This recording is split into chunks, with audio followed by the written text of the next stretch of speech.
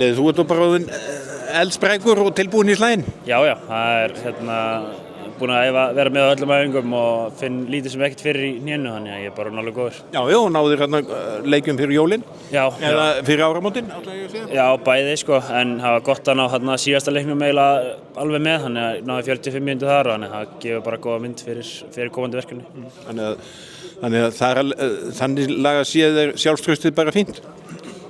Já, það þýðir ekkert eitthvað gas það er ekkert annað í boði. Maður vill auðvitað vill maður koma í betra leikformi, búinn að spila fleiri leiki og allt það, en bara sjálfstraustið á gólfi og allt bara allt í góðu, sko.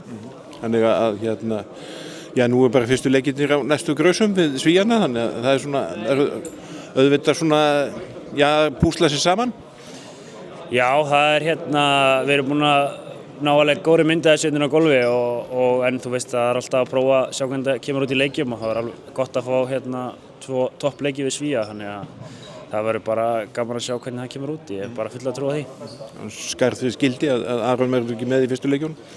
Já, það er það, en sem betur fer erum við ótrúlega vel mannaðir og það verður gott að eiga þetta tromp inni þegar líður á mótið.